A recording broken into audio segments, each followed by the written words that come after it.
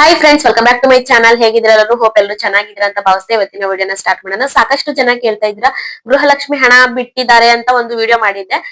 ಇನ್ನು ನಮಗ್ ಬಂದೇ ಇಲ್ಲ, ಇನ್ನು ಯಾವಾಗ ಬಿಡ್ತಾರೆ ಅಂತ ಖುದ್ದಾಗಿ ಮಹಿಳಾ ಮತ್ತು ಮಕ್ಕಳ ಕಲ್ಯಾಣ ಇಲಾಖೆ ಸಚಿವೆ ಆಗಿರುವ ಲಕ್ಷ್ಮಿ ಹೆಬ್ಬಾಳ್ಕರ್ ಮೇಡಮ್ ಅವರೇ ತಿಳಿಸ್ಕೊಟ್ಟಿದ್ದಾರೆ.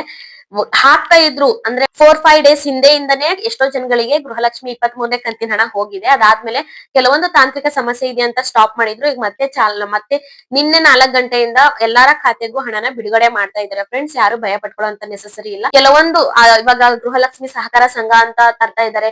ಬೇರೆ ಬೇರೆ ಯೋಜನೆಗಳು ತರ್ತಾ ಇರೋದ್ರಿಂದನೋ ಅಥವಾ ಯಾವ ರೀಸನ್ ಅಂತ ಕರೆಕ್ಟ್ ಆಗಿ ನಮಗೂ ಗೊತ್ತಿಲ್ಲ. ನಮ್ಗೆ ಏನ್ ಮಾಹಿತಿ ಬರುತ್ತೆ ನಾವು ಅದನ್ನಷ್ಟೇ ನಿಮ್ಗೆ ತಿಳಿಸ್ತೀವಿ. ಆ ತರ ನಡೀಲಿಲ್ಲ ಅಂದ್ರೆ ಇವ್ರು ಫೇಕ್ ಮಾಹಿತಿ ಕೊಡ್ತಾರೆ ಅಂತ ನಿಮ್ಗೆ ಅನ್ಸುತ್ತೆ.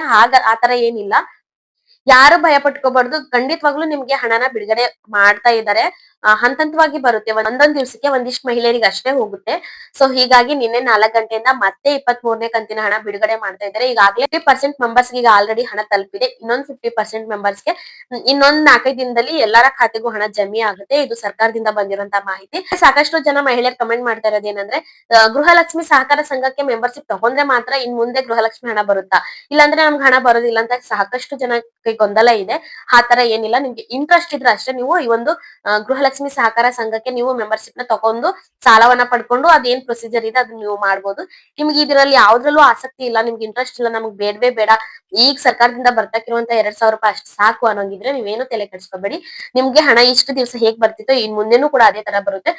ಯಾಕೆ ಇಷ್ಟೊಂದು ಗ್ಯಾಪ್ ತಗೋತಾ ಇದೆ ಗೃಹಲಕ್ಷ್ಮಿ ಹಣ ಹಾಕಕ್ಕೆ ಅಂತ ಗೊತ್ತಿಲ್ಲ. ಸಾಕಷ್ಟು ಜನ ಒಂದು ಹಣಗೋಸ್ಕರ ಕಾಯ್ತಾ ಕೂತಿರ್ತಾರೆ. ಆದಷ್ಟು ಬೇಗ ಈಗ ಗೃಹಲಕ್ಷ್ಮಿ ಸಂಘ ಓಪನ್ ಆದ್ಮೇಲೆ ಕರೆಕ್ಟ್ ಆಗಿ ಹಾಕ್ತಿವಿ ಅಂತ ಹೇಳಿದ್ರು. ಈಗ ಇದು ಕೂಡ ಚಾಲನೆಯನ್ನ ಕೊಟ್ಟಿದ್ದಾರೆ. ಸೊ ಇನ್ ಮುಂದೆ ಗೃಹಲಕ್ಷ್ಮಿ ಹಣನ ಆದಷ್ಟು ತಿಂಗಳ ಕರೆಕ್ಟ್ ಆಗಿ ಹಾಕಿದ್ರೆ ಎಲ್ಲಾ ಗೃಹಲಕ್ಷ್ಮಿಯರಿಗೂ ಹೆಲ್ಪ್ ಆಗುತ್ತೆ. ಸರ್ಕಾರ ಇದೊಂದ್ ವಿಷಯದಲ್ಲಿ ಸ್ವಲ್ಪ ತಡ ಮಾಡ್ಬಾರ್ದು.